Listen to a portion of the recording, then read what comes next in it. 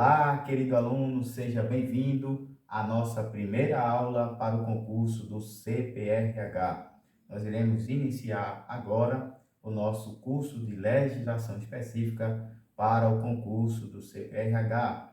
Esse concurso que ainda não tem edital lançado, ainda não abriu edital, mas nós já iremos iniciar o estudo da legislação específica baseado no último edital, que foi o edital de 2008, certo? Então, fizemos um levantamento das principais leis que caíram no edital passado e iremos aqui começar a estudá-las, certo? Aquelas leis que têm uma maior relevância para o assunto e que provavelmente vão cair no próximo concurso, certo? Tendo em vista que a banca que vai realizar o concurso também é a mesma banca que é a IAUPE, certo? Então, iremos iniciar hoje com a Lei do Licenciamento Ambiental de Pernambuco, que é a Lei número 14.249 de 2010. Lembrando que no edital não está esse número, mas é outra lei, né? Só que ela foi alterada por esta lei. Então, a lei correta para se estudar é essa aqui e não aquela que está no edital passado, tá certo? Ela está desatualizada. Então, essa lei é a primeira lei que nós iremos iniciar aqui, que é a lei que trata sobre o licenciamento ambiental, infrações e sanções administrativas ao meio ambiente e da outras providências, certo? Então, é a lei que vai tratar sobre o licenciamento ambiental, infrações e sanções, sendo que no âmbito estadual, do âmbito do estado de Pernambuco, ok? Então, nós iremos ver aqui o capítulo 1º, que trata das disposições preliminares. O artigo 1º desta lei vai dizer que a Agência Estadual de Meio Ambiente, a CPRH, então veja que já traz aqui já uma disposição a respeito da CPRH, né? Criada pela Lei Complementar número 49, de 31 de janeiro de 2003, é responsável pela execução da política estadual de meio ambiente e tem por finalidade promover a melhoria e garantir a qualidade do meio ambiente no estado de Pernambuco, visando ao desenvolvimento sustentável mediante a racionalização do uso dos recursos ambientais, da preservação e recuperação do meio ambiente e do controle da poluição e da degradação ambiental. Então, veja que esse artigo 1º, né, é um artigo bastante extenso e traz várias informações importantes para a nossa compreensão.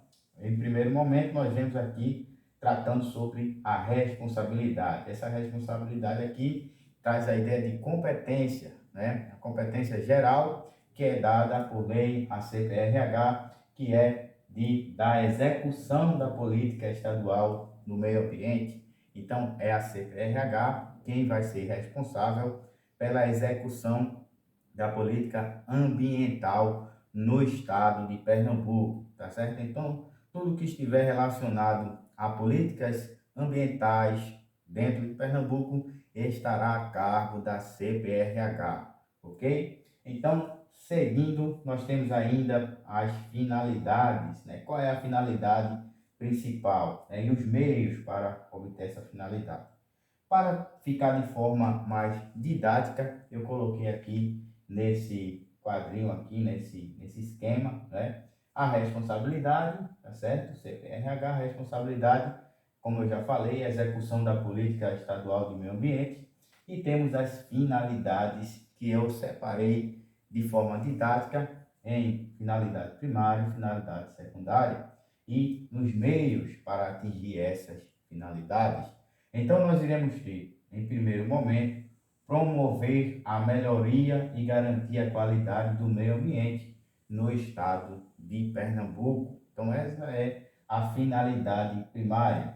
Em segundo lugar, promover o desenvolvimento sustentável, certo? Então, isso é uma finalidade meio que geral, né, universal, que é o desenvolvimento sustentável e, nesse caso aqui específica, a melhoria e a qualidade do meio ambiente no âmbito estadual. Mas nós temos aqui os meios para atingir essas finalidades, que vai ser basicamente 4 palavrinhas que encontramos aqui. Eu não destaquei, mas são basicamente 4 palavrinhas.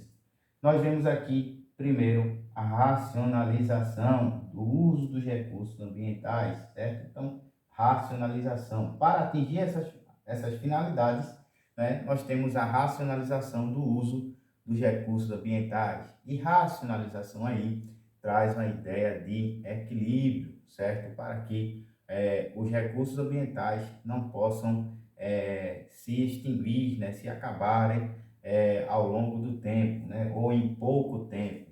Então, vemos aqui ainda a preservação e recuperação do meio ambiente e, por último, controle da poluição e da degradação ambiental. Então, nós temos esses meios aqui, racionalização, preservação, recuperação e controle, para que possa atingir essas finalidades. Então, é assim que a gente entende este artigo 1º desta lei, ok? Seguindo, nós temos agora o artigo 2º da Lei de Licenciamento Ambiental, que diz que a agência nesse caso vai ser a CPRH, Agência Estadual do Meio Ambiente, né? Detentora de poder de polícia administrativa, atua através da gestão dos recursos ambientais e sobre os empreendimentos e as atividades utilizadores dos recursos ambientais considerados efetiva e potencialmente poluidores, ou que possam causar, sob qualquer forma, degradação ou modificação ambiental. Então, o que é que esse artigo 2º traz para nós? O que é que ele quer falar aqui? Ele está se referindo ao que eu já destaquei aqui, que é a questão do poder de polícia administrativa, certo? A Agência Estadual do Meio Ambiente de Pernambuco, CPRH, detém, né, o poder de polícia administrativa. Mas, professor, o que é poder de polícia administrativa? Então, nós vamos ver agora, né? Em primeiro lugar, devemos saber o que é cada um desses termos, né? Primeiro, poder de polícia e segundo, polícia administrativa, certo? Então, poder de polícia é a faculdade que dispõe a administração pública para condicionar e restringir o uso e gozo de bens, atividades e direitos individuais, certo? Então, guarde bem essas 3 palavrinhas: bens, atividades e direitos. Poder de polícia é o poder que restringe bens, atividades e direitos. Então, uma forma mais fácil para você gravar o poder de polícia é você tentar separar, né, ou comparar o poder de polícia com o poder da polícia, certo? E para isso a gente já vai logo também aprendendo aqui o conceito da polícia administrativa, ok? A polícia administrativa é o oposto da polícia judiciária. A polícia administrativa atua na prevenção e repressão do ilícito administrativo. Então, nós temos 2 características aí para a polícia administrativa. Primeiro, que ela atua na prevenção, né? Na prevenção e repressão do ilícito administrativo, né? Só que nesse caso não tem a ver com crimes, com ilícitos, como você vê aí, não tem a ver com ilícitos penais ou criminais, certo? Então, é o oposto da polícia judiciária. A polícia judiciária é justamente a polícia que a gente vê no dia a dia, né? PM, Polícia Civil, Polícia Federal, que realmente restringe ou prende pessoas, né? E quando, geralmente, em regra, se tratam de crimes, né? Que, para aprofundar isso aqui, a gente vai ter que ir para o conceito de crime, etc., e vai ter a tipificação no Código Penal ou em leis extravagantes, mas como não é o caso da aula, a gente não vai se aprofundar, né? Mas só para dizer que a Polícia Judiciária vai tratar de crimes, enquanto a Polícia Administrativa vai tratar de ilícitos penais ou ilícitos administrativos. Aí você pode perguntar, mas os crimes não são ilícitos? Sim, são ilícitos, mas são ilícitos tipificados no Código Penal, ou em leis extravagantes penais, leis especiais penais, enquanto o ilícito administrativo são ilícitos, né, são atos ilegais que não são tipificados nem em Código Penal, nem em leis especiais penais, consideradas penais, certo? São em qualquer outro tipo de leis de direito administrativo, ok? Então, a diferença básica é que o poder de polícia restringe bens, direitos e atividades e o poder da polícia restringe pessoas, certo? E a polícia administrativa é diferente, apreende ilícitos administrativos, né? Trata de ilícito, apreende não, mas trata de ilícito administrativo, enquanto a polícia judiciária trata de ilícitos penais criminais, certo? Então, nesse caso aqui, a CPRH, ela vai se enquadrar nessa posição de polícia administrativa e vai deter o poder de polícia, ou seja, ela vai ter o poder de restringir bens, direitos e atividades, como por exemplo fechar estabelecimentos que estejam violando as leis penais, né? As leis ambientais, aliás, também apreender bens, né, que sejam ilegais na prática ambiental, né, no direito ambiental. Também pessoas que vai aplicar penalidades a pessoas que estejam praticando ilícitos ambientais, pessoas, empresas, estabelecimentos, etc. Certo? Então, ela tem esse poder de fiscalização ambiental, ok? Seguindo, nós vamos ver agora os instrumentos de política ambiental. Esses instrumentos de política ambiental são instrumentos que, como o próprio nome diz, é um instrumento, certo? Então, eu tenho lá no direito ambiental os direitos, né? As garantias, as proteções ao meio ambiente. Só que eu preciso de instrumentos que coloquem em prática aqueles direitos, aquelas proteções que estão tanto na Constituição, como em leis estaduais, como em leis infraconstitucionais, certo? Então, para isso, preciso desses instrumentos, ok? Vamos ter aqui, basicamente, né, 16 instrumentos. Então, veja aqui, tem bastante instrumentos. Esta aula é apenas para apresentar esses instrumentos.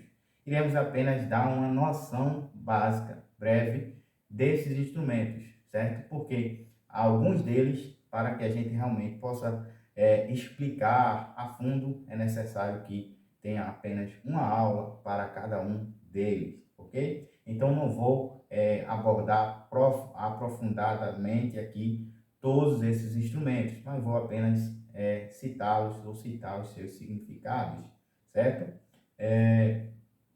Outro detalhe acerca desses instrumentos é que no decorrer desta lei aqui, essa lei 14.249/2010, você vai ver que o desenvolvimento da lei, ela trata sobre cada um desses instrumentos também. A lei vai explicando, e eu vou citar também aqui os artigos que tratam dessa lei, e se você quiser já ir fazendo as ligações entre cada instrumento e os artigos que vêm lá na frente, você já pode ir fazendo também, certo? Então, vamos lá.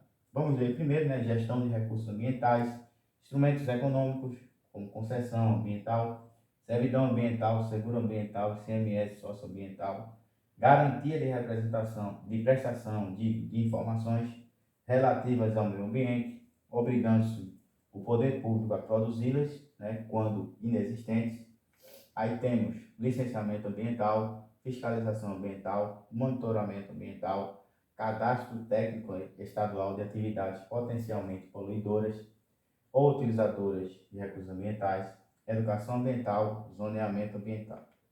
Temos a certidão de débito ambiental, compensação ambiental, auditoria ambiental, avaliação de impacto ambiental, Sistema Estadual de Unidades de Conservação de Natureza, que é o SEUC, normas padrões de qualidade ambiental e cobrança pelo uso de recursos ambientais, certo? Então, esses são os instrumentos. Aqui eu falei aqui, coloquei apenas uma observação que esses instrumentos também estão na lei, a maioria, a maior parte deles estão na lei 6.938 de 91, que é a Lei de Política Ambiental no âmbito nacional, que é uma lei também que pretendemos estudar, porque provavelmente também vai ser cobrada e foi cobrada no último concurso. Então, se você também quiser ir dando uma lidinha, adiantando para estudar para esse concurso, é uma boa dica, certo? Lei 6.938 de 91, que é a lei que trata dos instrumentos de política ambiental no âmbito nacional, ok? Uma boa parte desses instrumentos, eles se repetem na lei estadual, que estão aqui nessa lei, a gente está vendo agora, vai ver agora nessa lei estadual. Mas alguns não tem na lei nacional e só tem na lei estadual porque são de forma específica, local, certo? Então vamos lá, o primeiro instrumento que é gestão de recursos ambientais, né?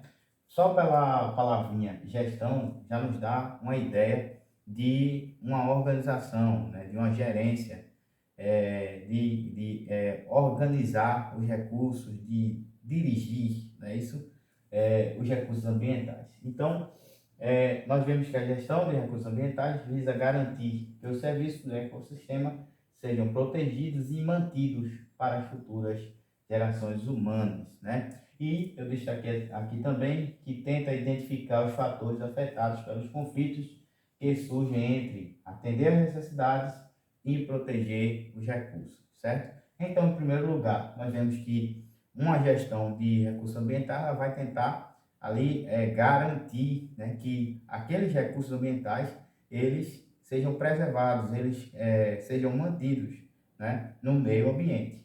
Enquanto, por outro lado, nós temos aí a necessidade de que aqueles recursos eles sejam utilizados. Nós sabemos que a humanidade, né, a população, a sociedade, elas dependem, né, da água, dependem do solo, dependem de alguns animais também para que subsistam, né? Todavia, aquilo deve ter um limite, aquele uso daqueles recursos deve ter determinado limite. Então, é a gestão de recursos ambientais que vai tratar desse equilíbrio entre a necessidade, né, e o limite do uso desses recursos.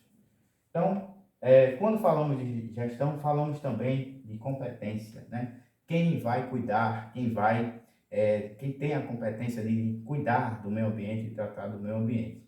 Então, nós vemos na Constituição Federal trazendo a competência no âmbito federal, né? Tanto o direito, no artigo 225 da Constituição Federal, traz tanto o direito quanto o dever, né, de cuidar do meio ambiente.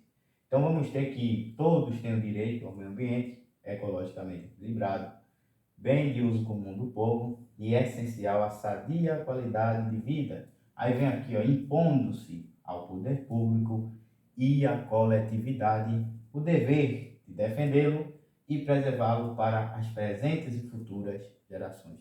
Interessante aqui, a Constituição é o texto principal, né, do direito. Então, ela é quem traz essa expressão preservar para as futuras gerações.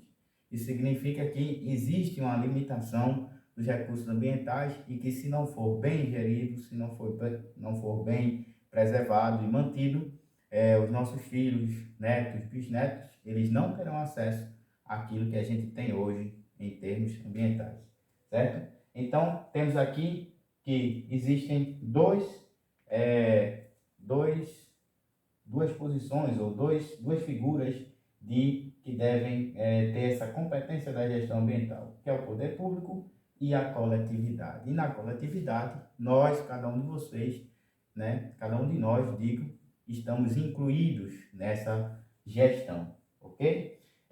Quando tratamos da coletividade, né, uma das formas que eu posso citar aqui de gestão dos recursos ambientais é a questão das audiências públicas. As audiências públicas é uma forma da participação da sociedade, da coletividade no que diz respeito à gestão de recursos ambientais, certo? Inclusive, no edital passado caiu uma resolução do CONAMA que trata especificamente da realização de audiências públicas quando forem tratar, o poder público for tratar de assuntos relacionados ao meio ambiente e que for de interesse de toda a população.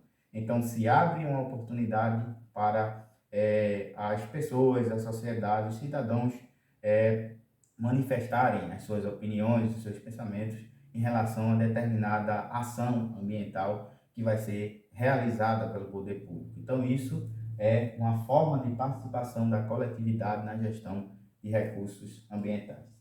Seguindo, temos a gestão também no âmbito, ainda no âmbito federal, que é o parágrafo 1º desse artigo 225 da Constituição Federal, né? Que nós vemos aqui, ó, incumbe, mais uma vez, ao poder público.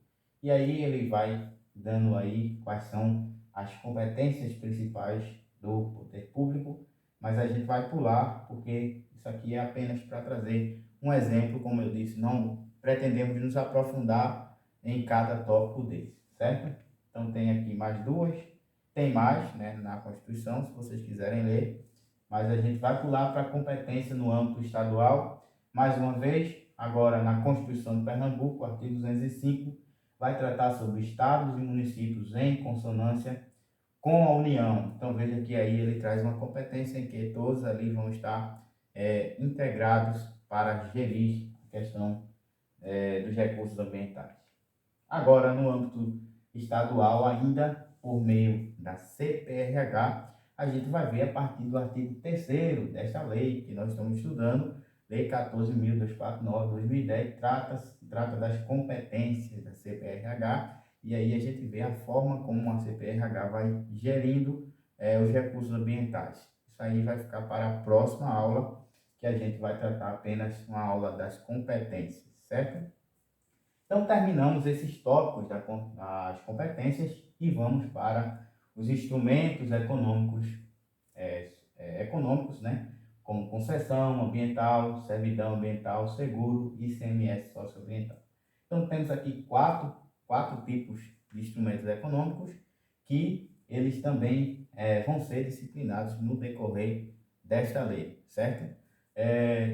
Todavia, né, a concessão vai ser um contrato, né, oneroso, celebrado por entidades públicas com pessoas jurídicas, né, consorciadas ou não, precedido de licitação na modalidade de concorrência. Então, a concessão vai trazer todas essas características aqui, né, visando transferir ao concessionário o direito de explorar de maneira sustentável os recursos florestais por prazo determinado. Então, concessão vai ser isso, né?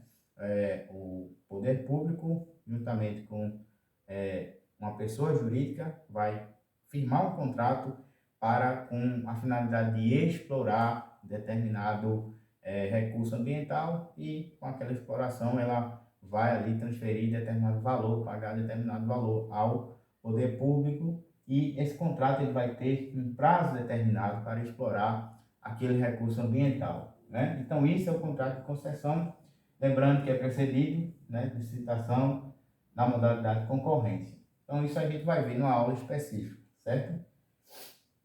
Temos a lei que trata da concessão ambiental, né, no âmbito estadual, que é a Lei 11.284 de 2006.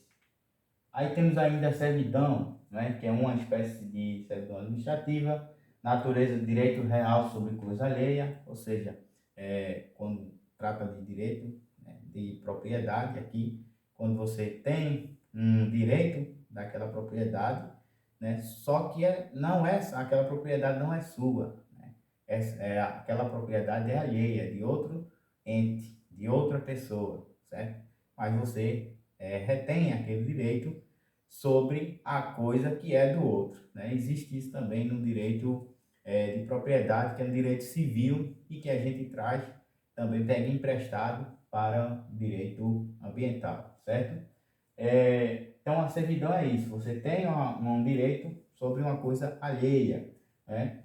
E nesse caso aqui, o proprietário, né, ou possuidor, ele renuncia de maneira permanente ou temporária, total ou parcialmente, ao uso, exploração e supressão dos recursos naturais do prédio rústico, né? Então, aquele prédio é do estado de Pernambuco, vamos exemplificar, e aí eu vou e firmo um contrato, né, uma espécie de servidão com o ente público, com o Estado, e passo a ter direito sobre aquele prédio, né, e posso explorar, posso fazer aquilo que bem entender, né, durante, aí vai depender se vai estar no contrato, vai ser permanente, se vai ser temporário, né, se vai ser completo, total, posso explorar todo o prédio, apenas parcialmente, então vai depender do que estiver firmado ali.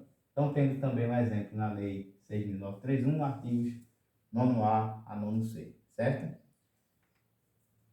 Agora, o seguro. O seguro é um tipo de apólice que pode ser contratado por qualquer pessoa jurídica, sobretudo as que utilizem em sua produção algum tipo de matéria-prima que possam causar poluição ambiental. Então, um exemplo do seguro é que eu estou realizando determinada atividade dentro do meio ambiente, né? E aquela atividade tem um risco grande de poluição.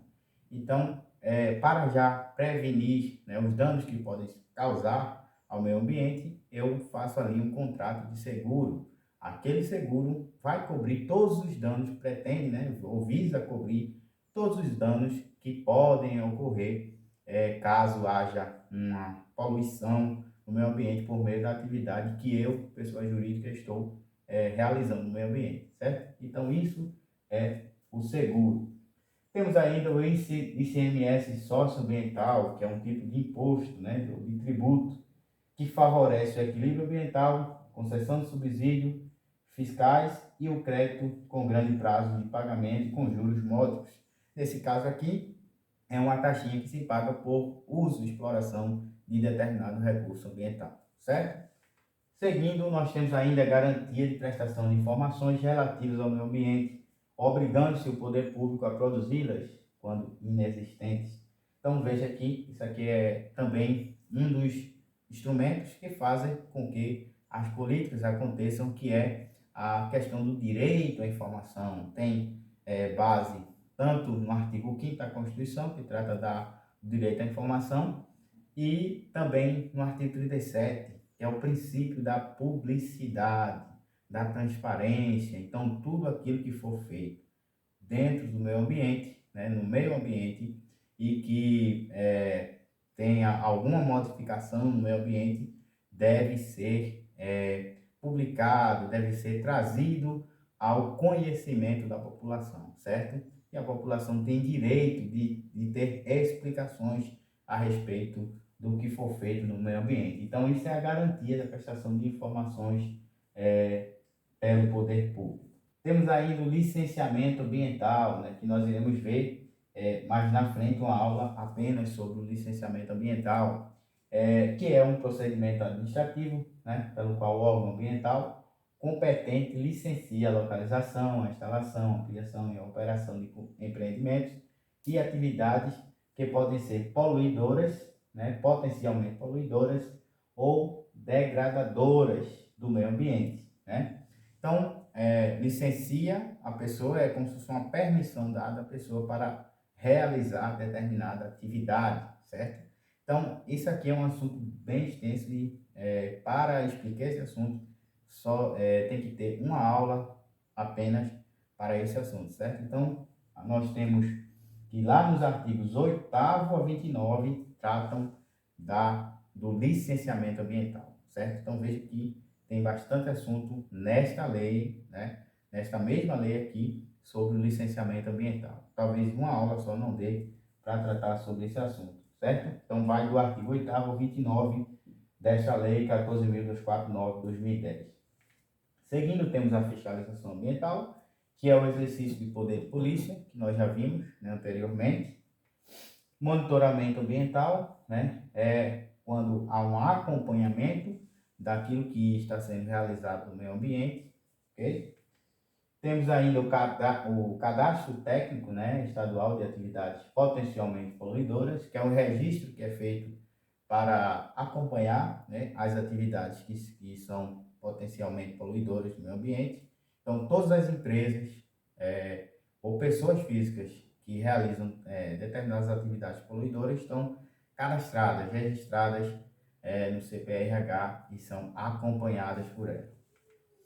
Educação ambiental, que é a educação que visa trazer conhecimento tanto para as pessoas, a sociedade em geral, como para aquelas pessoas que realizam atividades com exploração de recursos ambientais.